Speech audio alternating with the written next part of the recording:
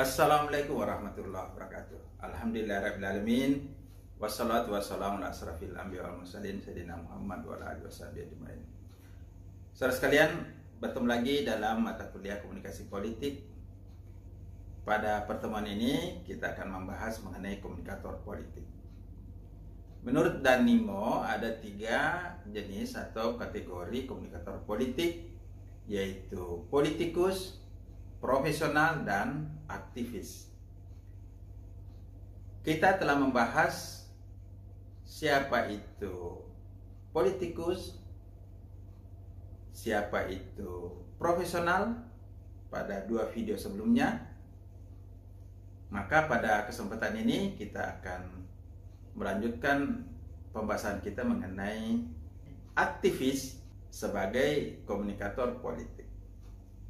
Aktivis adalah orang-orang yang mewakili halayak yang luas, yang mewakili masyarakat di dalam menyuarakan kepentingan, aspirasi, dan ide-ide dari masyarakat. Jadi, aktivis ini menjadi perpanjangan tangan, menjadi perpanjangan lidah dari keinginan-keinginan maupun kepentingan-kepentingan, ide-ide dari masyarakat. Aktivis ini menjembatani antara pihak pemerintah dan pihak masyarakat, di mana ide-ide yang ada di pemerintah akan diterima oleh para aktivis yang akan diteruskan kepada masyarakat. Dan juga sebaliknya, kepentingan-kepentingan masyarakat, aspirasi, ide-ide, gagasan-gagasan dari masyarakat akan diterima oleh aktivis dan disuarakan kepada penentu dan pembuat kebijakan. Dalam hal ini pejabat-pejabat pemerintah. Dan demikian, aktivis-aktivis ini akan senantiasa mengikuti bagaimana perkembangan-perkembangan yang ada di masyarakat. Isu-isu apa yang sedang berkembang, sehingga menjadi bahan untuk disampaikan, didiskusikan di ruang publik, dan menjadi masukan bagi pihak pemerintah atau pihak pembuat kebijakan atau aktor-aktor politik. Contoh dari aktivis ini adalah para opinion leader atau pemuka-pemuka pendapat. Bisa dari tokoh-tokoh masyarakat, tokoh-tokoh agama, tokoh-tokoh budaya. Kita sering melihat ketika ada kebijakan dari pemerintah, maka pihak pemerintah mengumpulkan tokoh-tokoh masyarakat, mengumpulkan tokoh-tokoh agama, mengumpulkan tokoh-tokoh pendidikan, tokoh-tokoh budaya, untuk diberikan penjelasan mengenai adanya satu kebijakan. Setelah kebijakan itu dipahami oleh para tokoh-tokoh yang hadir pada kegiatan itu, maka tokoh-tokoh ini menjadi opinion leader, menjadi pemuka pendapat untuk membentuk opini halayak. Melalui pendapat dari para tokoh-tokoh inilah nanti akan disampaikan bagaimana kebijakan-kebijakan itu bisa diterima oleh halayak. Misalnya, para dai atau para ustaz akan memberikan penjelasan mengenai suatu kebijakan, sehingga kebijakan itu bisa diterima dari sudut pandang agama sesuai dengan keyakinan apa yang diyakini, apa yang diamalkan oleh masyarakat. Misalnya, vaksin yang dijelaskan oleh pemerintah telah memenuhi unsur kehalalan, maka para tokoh-tokoh agama ini, para ustaz, para dai akan menyampaikan bahwa vaksin itu halal untuk digunakan. Jadi, tokoh-tokoh masyarakat, tokoh agama, tokoh budaya, tokoh-tokoh adat, tokoh pendidikan, tokoh-tokoh pemuda, ya, itu menjadi perpanjangan tangan dari pihak pembuat kebijakan untuk disampaikan kepada masyarakat, untuk membentuk opini masyarakat. Ini yang disebut dengan opinion leader. Karena tokoh-tokoh agama ini diikuti dan didengar oleh masyarakat, sehingga apa yang disampaikan oleh opinion leader ini akan diikuti oleh masyarakat. Ini adalah proses komunikasi dua tahap dalam ilmu komunikasi. Begitu pula dengan tokoh-tokoh adat. Ketika ada satu kebijakan, ada satu peraturan yang harus disampaikan kepada masyarakat adat, maka tokoh-tokoh adat itu dilibatkan untuk menyampaikan kebijakan dari aktor-aktor pemerintah kepada masyarakat adat, sehingga masyarakat adat ini bisa menerima. Begitu pula dengan program-program yang berkaitan dengan pendidikan, maka dilibatkan opinion leader dari pakar-pakar pendidikan. Kalau ada program mengenai pemuda, maka yang dilibatkan adalah para pemuda yang bisa mempengaruhi khalayak pemuda. Ini adalah opinion leader. Jadi para aktivis ini, orang-orang yang didengar, orang-orang yang diikuti ucapan-ucapannya oleh masyarakat, itu bisa menjadi perpanjangan lidah untuk menghubungkan antara pihak aktor pemerintah dan masyarakat, sehingga kebijakan-kebijakan itu akan diterima. Karena ketika sebuah kebijakan tidak mendapat dukungan dari tokoh-tokoh masyarakat, tokoh agama, tokoh pendidikan, maka itu akan menimbulkan satu kontraproduktif di masyarakat. Karena masyarakat akan mendengarkan, akan mengikuti pendapat dari opinion leader ini. Saudara sekalian, keberadaan dari para aktivis ini penting sekali. Karena aktivis ini bersentuhan langsung dengan kepentingan, aspirasi, keinginan, dan ide-ide yang dibutuhkan oleh khalayak. Ini berlaku pada masyarakat modern maupun pada masyarakat tradisional. Terutama pada masyarakat tradisional yang masih banyak mendengarkan, mengikuti pikiran-pikiran, ucapan-ucapan maupun perilaku dari tokoh-tokoh yang dipercayai oleh mereka.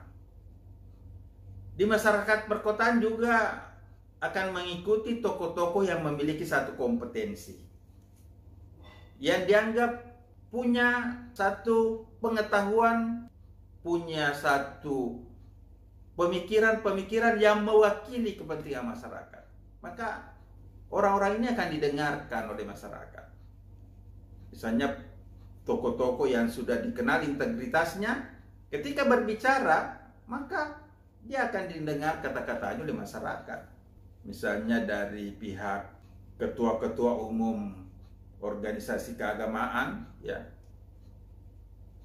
misalnya pimpinan Pusat Muhammadiyah, pimpinan NU, pimpinan organisasi-organisasi keagamaan, tentu akan didengarkan oleh halayaknya, akan dipercaya dan diikuti oleh halayaknya. Ini bisa menjadi opinion leader yang menjembatani antara apa kebijakan yang disampaikan oleh pemerintah dengan apa yang akan diterima oleh masyarakat. Nah, tentu saja opinion leader ini berada di pihak masyarakat. Karena tokoh masyarakat itu mewakili masyarakat. Tokoh agama itu mewakili masyarakat. Ya.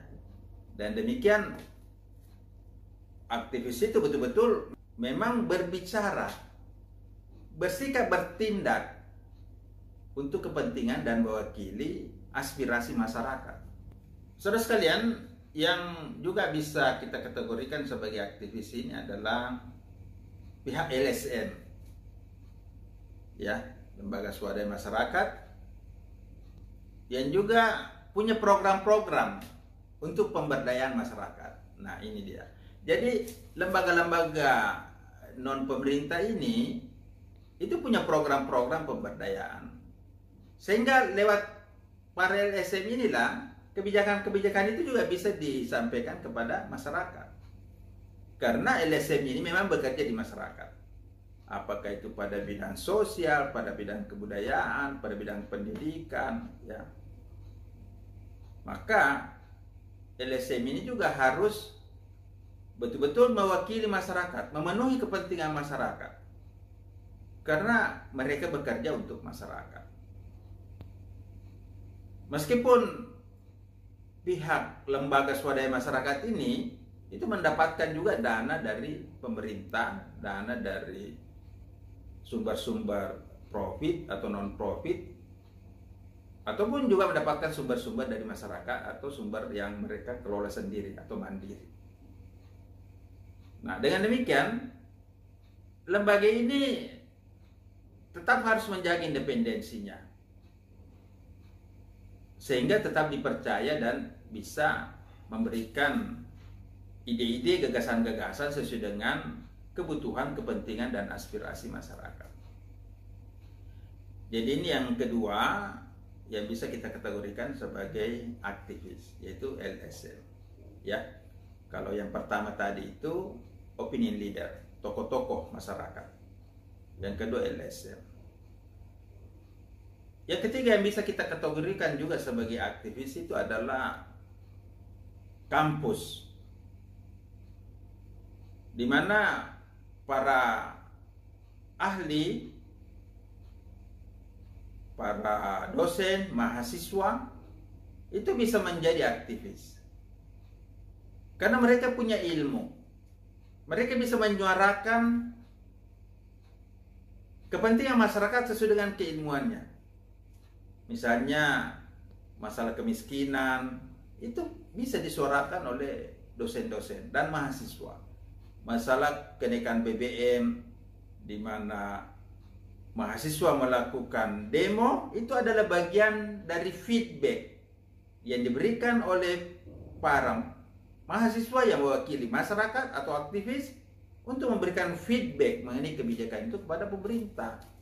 Kemudian para dosen, para ahli, para pakar yang ada di kampus dapat memberikan kajian-kajian mengenai dampak dari kebijakan ini, misalnya kenaikan BBM.